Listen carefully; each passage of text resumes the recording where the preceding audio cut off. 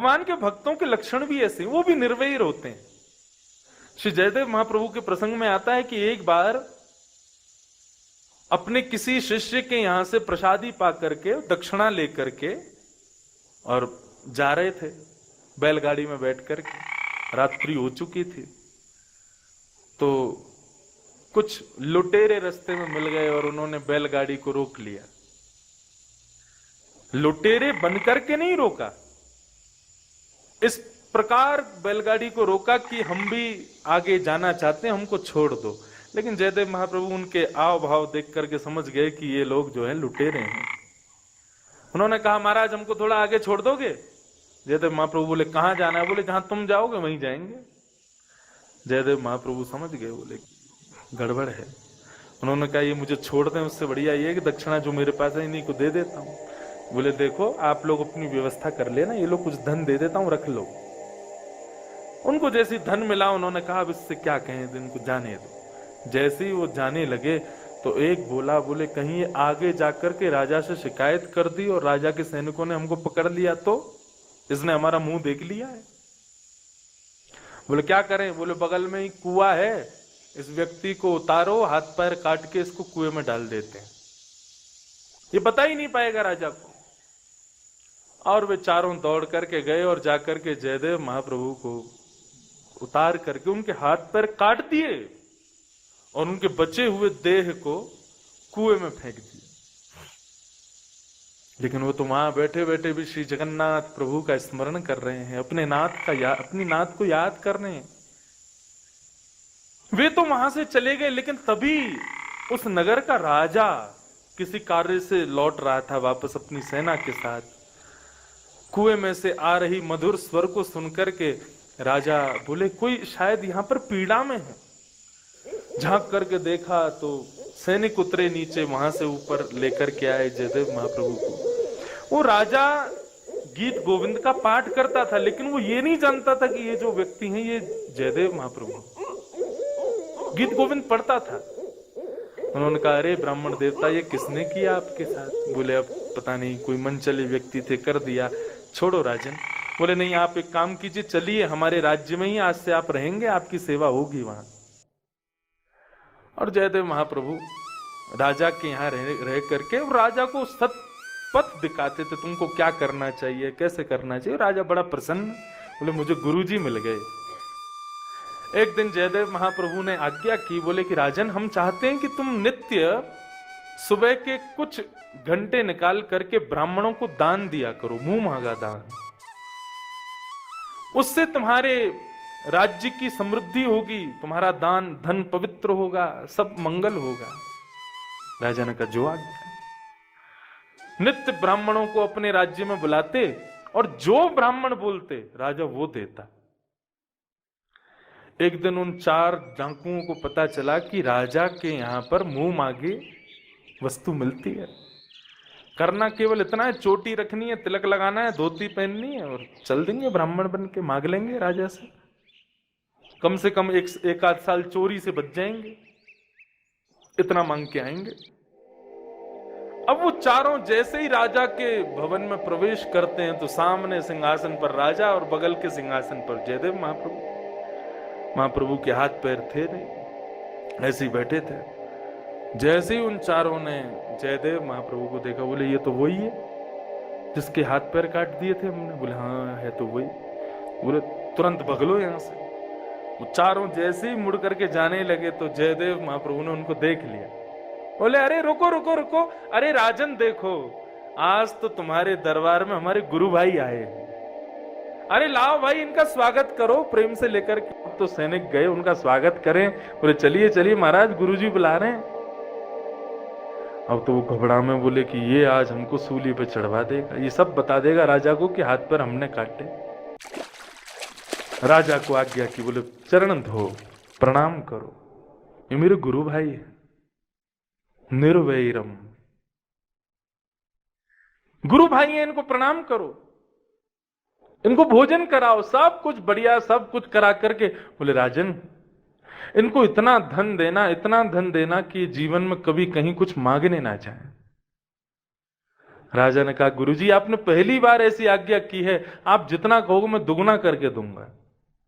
और महाराज सोने के तखत, सोने के सब सामग्री और इतना सामान राजा ने बंधवा करके बोले, महाराज ये सब आपका। सैनिकों से कहा पूरा सामान उठा करके ले जाओ, जहां से भी ये लोग आए हैं इनको दे करके आओ।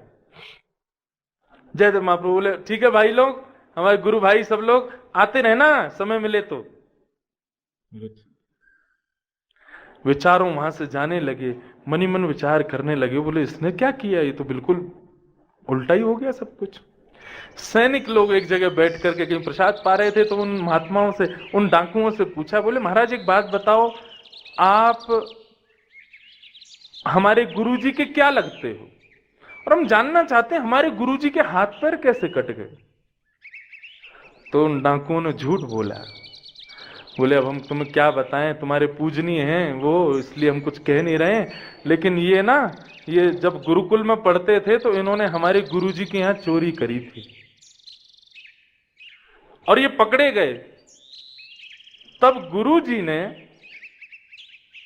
हमको आज्ञा की कि भाई इसको जान से मार दो, मैं इसको जीवित नहीं देखना चाहता, इसने गुरुद्रोह किया है। तब हम लोग उसको लेकर के वन में आए, हमको बड़ी दया आ गई, भाई इसको जान से नहीं मारना चाहिए, तो फिर हम लोगों ने जान से ना मार के उसके हाथ पैर काट दिए। ऐसा हुआ। जैसे ही ये बात उन चारों डाकुओं ने कही, पृथ्वी डामाडोल होने लगी, पृथ्वी में प्रलय जैसा आने लगा, भूकंप, और जहां वो चारों खड़े थे वहीं से धरती फट गई और चारों धरती में समा गई। उन सैनिकों ने जाकर के ये बात पूरी राजा को बताई। राजा ने जब ये बात सुनी तो उन्होंने जाकर के गुरुदेव को प्रणाम किया, बोले गुरुजी मैं सत्य जानना चाहता हूं क्या है। बोले राजन, तुम जिस नित्य गीत गोविंद का पाठ करते हो उसकी रचना मैंने की है, मैं जयदेव।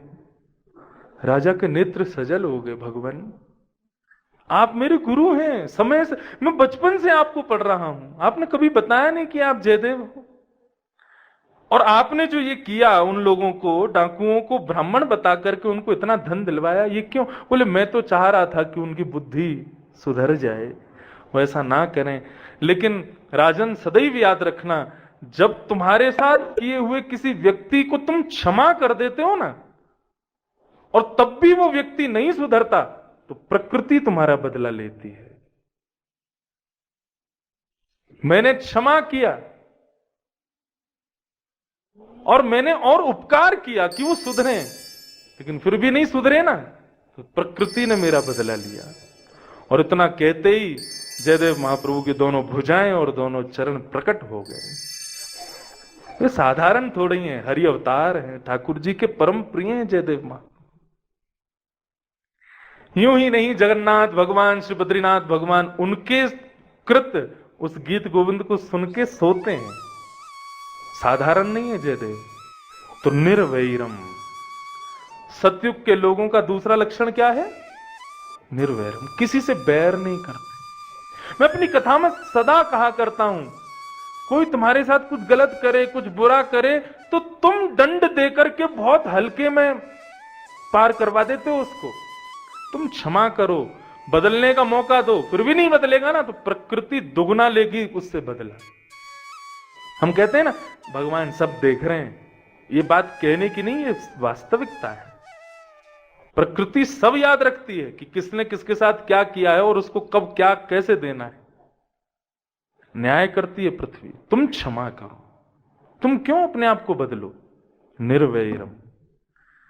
तो कैसे है मनुष्य? शांता, पहला लक्षण। दूसरा निर्वैरम। तीसरा श्रोहित। श्रोहित का मतलब होता है, निर्वैर का मतलब तो होगा किसी से बैर ना। श्रोहित मतलब सबका अच्छा चाहने वाले, सबका भला चाहने वाले। हम कलयुगी लोग केवल अपना भला सोचते हैं, लेकिन सतयुग के लोग कैसे हैं? सबका मंगल हो। तेरा मंगल मेरा मंगल सबका मंगल होए रे। जो हम कहते हैं कि सबका मंगल हो, लेकिन मानते नहीं है, स्वीकार करते नहीं है। सतयुग के लोग ऐसे ही हैं, वो सबका मंगल चाहते हैं, सबका मंगल हो। और चौथा लक्षण क्या है? समा, सम है। सतयुग में मूर्ति पूजा नहीं होती। सतयुग में एक दूसरे को ही भगवान समझ करके एक दूसरे की पूजा करते हैं। सम है ना, सम दृष्टि है। वहां तब ठाकुर जी के इतने मंदिर आदि भी नहीं थे। श्री बद्री विशाल भगवान के लिए भी बताया जाता है कि सतयुग में श्री बद्रीनाथ भगवान ऋषियों के मध्य बैठते थे और बैठ करके उन ऋषियों के मध्य में चर्चा करते थे। त्रेता में महर्षियों, सतयुग में महर्षियों के मध्य में, त्रेता में भक्तजनों के मध्य में, आदि आदि ऐसे प्रसंग मैंने पढ़ा है। और कलयुग आते ही ठाकुर जी फिर एक मूर्ति के रूप में विद्यमान हो जाते हैं। उससे पहले ठाकुर जी यहां पर बिल्कुल सस्वरूप, जैसे ठाकुर जी हैं वैसे ही इस भूमि में विचरण करते थे।